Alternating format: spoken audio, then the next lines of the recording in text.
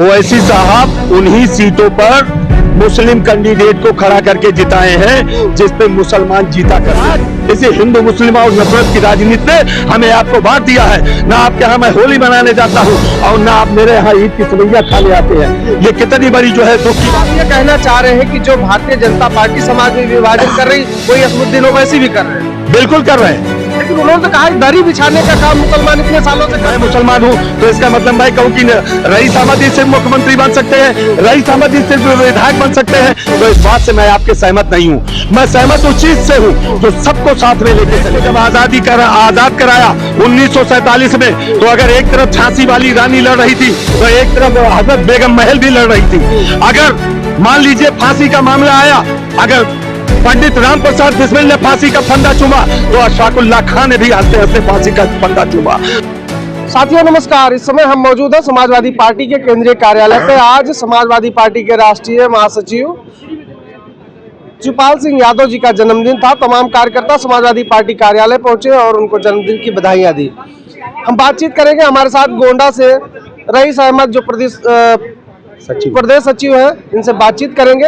एक जो सबसे चर्चित खबर है कि कहा जा रहा है जिस तरीके से बिहार में और महाराष्ट्र में असमुद्दीन ओवैसी मजबूत हुए हैं, उससे कहीं न कहीं समाजवादी पार्टी को उत्तर प्रदेश में खतरा हो सकता है, या कह लीजिए कि मुसलमान असमुद्दीन ओवैसी की तरफ शिफ्ट हो सकता है। बातचीत करेंगे इसको लेकर, ये क्या सोचते हैं। सिद्धेश्वर जी बहुत बहुत स्वागत है। आपके दर्शकों का भी बहुत बहुत स्वागत है, उनको आदाब अर्ज़ सलाम है और आपका भी बहुत बहुत शुक्रिया जी। इस खबर पर आप क्या कहेंगे? बड़ी चर्चा है, लोग कह रहे हैं कि अगर असमुद्दीन ओवैसी अगर उत्तर प्रदेश में आते हैं तो समाजवादी पार्टी का नुकसान होगा। उत्तर प्रदेश में इस खबर का कोई बड़ा असर नहीं, लेकिन मीडिया के लोगों ने इसमें मिर्च मसाला लगा लिया है। कभी हमारे राष्ट्रीय अध्यक्ष जी से पूछ रहे हैं, अभी कल पूछ रहे थे लोग जो है, और कभी हमारे राष्ट्रीय महासचिव आदरणीय शिवपाल यादव जी से पूछ रहे हैं कि क्या होगा जो है। इसका कोई महत्व नहीं है। इससे पहले भी ओवैसी साहब उत्तर प्रदेश में आ चुके हैं, अपने कैंडिडेट लड़ा चुके हैं और उनके कैंडिडेटों की ऐसी कोई सीट नहीं थी जिसपे जमानत जब्त ना हुई हो जो है। रहा सवाल खेल बिगाड़ने का, ये उत्तर प्रदेश है, ये उत्तर प्रदेश है। उत्तर प्रदेश में जनाब ओवैसी साहब कोई खेल नहीं बिगाड़ सकते हैं, क्योंकि यहाँ का मुसलमान बहुत समझदार है और यहाँ का मुसलमान समझदार है। और साथ साथ में मैं एक बात ये भी कहना चाहता हूँ कि ओवैसी साहब मुसलमानों को तो गोलबंद नहीं कर सकते हैं, लेकिन हिंदू भाइयों को जरूर गोलबंद कर देते हैं। बिहार में कभी बोल रहे हैं कि अली का बेटा बनेगा, कभी अबू बकर का बेटा बता रहे हैं, कभी अबू हनीफा का बेटा बता रहे हैं कि वहां मुख्यमंत्री बनेगा, कभी उत्तर प्रदेश के लिए बोल रहे हैं, इस देश के लिए बोल रहे हैं कि ये हिजाब वाली बेटी किसी दिन प्रधानमंत्री बनेगी। ये सब क्या है? नहीं तो क्या मुसलमान बन नहीं सकता है मुख्यमंत्री और प्रधानमंत्री? मुख्यमंत्री बनने की बात तो सुनी है हमने जो है, मुख्यमंत्री क्यों नहीं बने? उत्तर प्रदेश में नहीं बने हैं क्या? आपके बिहार में नहीं मुख्यमंत्री बने हैं? लेकिन जिस तरीके के भाषाएं हैं, इन भाषाओं से जो है, अगर मान लीजिए 80% को गोल बंद करने का काम कर रहे हैं आप, 20% मुसलमान कौन सी क्यादत कर सकता है? बिहार में ओवैसी ने कितनी सीटें जीती? मात्र 5 सीटें जीती और बिहार में 2500 मुसलमान जीता करते थे। आज 25 से 5 पर आ गए हम। मतलब उनके आने से नुकसान कर रहे हैं मुसलमानों का नुकसान हो रहा है। इसको क़यादत नहीं कहते हैं। हम 5 सीट लेके बिहार में कौन सी सरकार बना लेंगे? बिहार में क्या कर लिया हमने?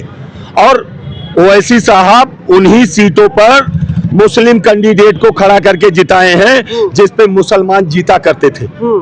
ऐसी कोई सीट बताइए ना हमको। अरे तो बिहार की ऐसी सीट हमको कोई बताइए ना जिसपे मुसलमान के अलावा कोई अदर बिरादरी का हमारा हिंदू भाई भी जीत गया हो। ओवैसी के पार्टी से बताइए ना। ओवैसी साहब क्यों नहीं पूरी सारी सीटों पे लड़ लेते हैं तेलंगाना की? क्यों? आप वो पिछला रिकॉर्ड उठा के देखिए कि कब से आज तक वहीं पर वही है। अच्छा, एक चीज आप जो अभी कह रहे थे कि वो कहते हैं कि मुसलमान बनेगा, हिजाब पहन के बेटी बनेगी, तो जब भारतीय जनता पार्टी हिंदुत्व की बात कर सकती तो वो मुस्लिमों की बात क्यों नहीं कर सकते? आप लोगों को क्यों बुरा लगता है? भारतीय जनता पार्टी के नेता हिंदुत्व की बात कर सकते हैं, वो करें, मैं उनको समझाने नहीं जाऊंगा।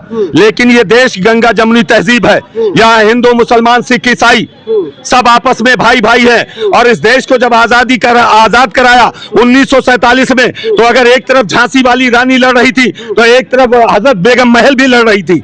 अगर मान लीजिए फांसी का मामला आया, अगर पंडित राम प्रसाद बिस्मिल ने फांसी का फंदा चूमा तो अशफाकुल्लाह खान ने भी हंसते हंसते फांसी का फंदा चूमा। अगर पाकिस्तान के टैंकों को तोड़ने का काम जब जरूरत पड़ी तो वीर अब्दुल हमीद ने अपने सीनों को लगाकर टैंकों को तोड़ने का काम किया।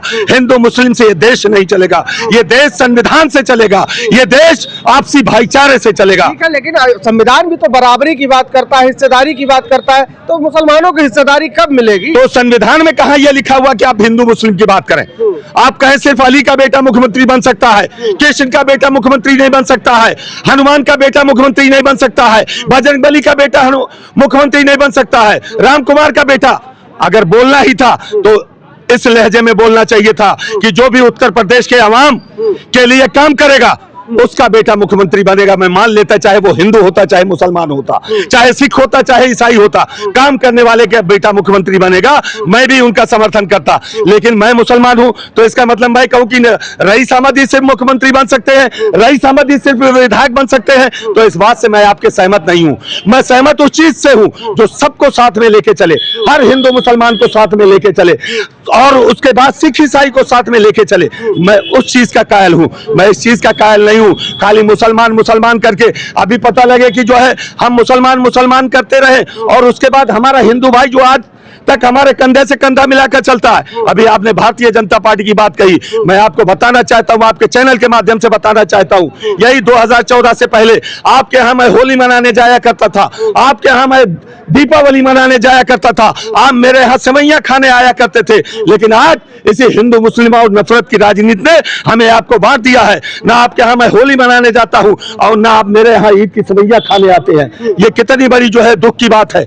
आज इस चीज को हमें आपको भी जागरूक होना चाहिए। क्या आप ये कहना चाह रहे हैं कि जो भारतीय जनता पार्टी समाज में विभाजन कर रही वही असदुद्दीन ओवैसी भी कर रहे हैं? बिल्कुल कर रहे हैं। लेकिन उन्होंने तो कहा दरी बिछाने का काम मुसलमान इतने सालों से करता आया है। आप कहां दरी बिछाने का काम कर रहा है? आप दरी बिछाने की बात कर रहे हैं। अरे मुसलमान एपीजे अब्दुल कलाम साहब थे, वो इस देश के राष्ट्रपति थे, इस देश के राष्ट्रपति थे कि नहीं थे? बिल्कुल। यहाँ तमाम समाजवादी पार्टी में सांसद हैं, क्या वो दरी बिछाने का काम कर रहे हैं? इकरा हसन को अपने सांसद बनाया, क्या वो दरी बिछाने का काम कर रहे हैं? इससे पहले महबूब खान साहब मंत्री थे, कैबिनेट मंत्री थे, हमने दरी बिछवाने का काम किया।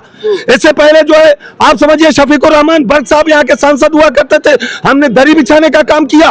क्या हमने किए एसटी हसन को राज्यसभा में भेजा, क्या हमने दरी बिछवाने का काम किया? कैसी बातें करते हैं आप? तो क्या ये विभाजन वाली भाषा है? ये विभाजन वाली भाषा है। बात करो लेकिन हिंदू मुसलमान सिख ईसाई को साथ में लेकर चल के बात करो। जिस तरीके से देश की आजादी लड़ी गई थी उस तरीके की बात करो कि एक तरफ अगर हमारे ब्राह्मण साथी लड़ रहे थे तो दूसरी तरफ हमारे उलमा साथी भी लड़ रहे थे, और रेशमी रुमाल तहरीक भी चल रही थी, बेगम हजरत महल भी लड़ रही थी, झांसी वाली रानी भी लड़ रही थी। इस तरीके की बात मत करो जिससे देश में विभाजन हो। और एक चीज मैं बताना चाहता हूं आपको कि झोपड़ी हवेली सबका मुकद्दर फूट जाएगा, और जिस दिन हिंदू मुस्लिम का साथ छूट जाएगा ये देश टूट जाएगा, ये देश टूट जाएगा। एक बार तो टूटा ना, बटा तो पाकिस्तान अलग तो हुआ ना। तो आज बंटवारे का काम मत कीजिए, आज बंटवारे का काम मत कीजिए। और कोई भी मुसलमान इस देश से जाना नहीं चाहता और इस देश का बंटवारा नहीं चाहता है। अगर जाना चाहता तो सन 1947 में चले गया होता। आज कोई भी मुसलमान जाना नहीं चाहता, ना कोई मुसलमान बंटवारे का काम करता है और ना हमारा हिंदू भाई भी बंटवारे का काम करता है। कुछ लोग होते हैं समाज में कट्टरपंथी, मैं उन कट्टरपंथियों की बात नहीं करता हूं, वो सभी धर्म में होते हैं कट्टरपंथी। लेकिन अगर जो धर्मनिरपेक्ष है, जो आपसी भाईचारा चाहता, वो कोई भी नहीं चाहता कि हम हिंदू मुस्लिम अलग होकर रहे और इस देश का बंटवारा या विभाजन हो कोई। ठीक है, आप क्या कहेंगे सर? जिस तरीके की बातें कही जा रही हैं, साहब ने तो कह दिया कि ये विभाजन करने वाली बातें हैं, बरगलाने वाली बातें, आप क्या कहेंगे? ये केवल राजनीति की रोटी सेकने वाली बात, वो अपना उल्लू सीधा कर रहे हैं। देश बचे या न बचे उनसे कोई मतलब नहीं है। मानता हूँ इंटेलेक्चुअल है, लेकिन इस भाषा से जो सम्मान था उन्होंने सम्मान खो दिया। लेकिन भारतीय जनता पार्टी तो हिंदुत्व की बात करती है और हिंदुत्व के नाम पे उन्होंने क्या क्या नहीं किया। अब अगर असदुद्दीन ओवैसी बोल दे रहे हैं तो हम लोग को क्यों बुरा लग रहा है? मैं कह रहा हूँ भारतीय जनता पार्टी को भी जितने समाज सेवी हैं, जितने भी सेकुलरिटी को मानने वाले लोग हैं, क्या उनके गले तक ये बात उतरती है? नहीं उतरती, नहीं उतर रही है। धर्म अलग चीज है, धर्म आस्था है जी। देश हमारा एक है और इस देश में गंगा जमुनी तहजीब के अंतर्गत हिंदू भी है, सिख भी है, ईसाई भी है, मुस्लिम भी है। अन्य तमाम और छोटी छोटी जातियां हैं, क्या आप उनको सबको अलग कर देंगे? आप जाति में बांट करके क्या अलग कर सकते हैं? क्या किसी का सामाजिक बहिष्कार आप कर सकते हैं? बहुत हिंदू मुसलमान कर रहे हैं, हिंदू मुस्लिम कर रहे हैं। वो औकात कह करके देख लें कि जो है 40 करोड़ की आबादी को आप अलग कर सकते हैं? है हैसियत किसी में? नहीं, ये अभी तो नहीं कर सकते। किसी में है? हिंदू मुस्लिम क्या राष्ट्रपति नहीं बना? हरिजन प्रधानमंत्री नहीं बना?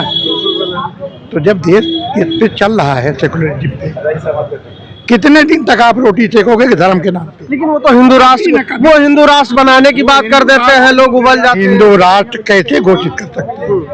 वो केवल हिंदू राष्ट्र, हिंदू धर्म, सनातन धर्म, इसके अलावा उनके पास कोई कर्म है? कर्म पे आइए, काम नहीं कर रहे हैं। कर्म पे आइए, मैं वही कर रहा हूँ। शिक्षा पे क्या है उनका? शिक्षा, विकास, आर्थिक, विदेश नीति कहीं स्टेबल हैं? आप मुझे बताइए। किसी भी पत्रकार में ये हैसियत है कि उनसे पूछे कि आप तो बेरोजगारी की बात कर रहे थे, महंगाई की बात कर रहे थे, काले धन की बात कर रहे थे, कहाँ है? किसी पे आप खड़े उतरे? तो जनता इसका जवाब देगी?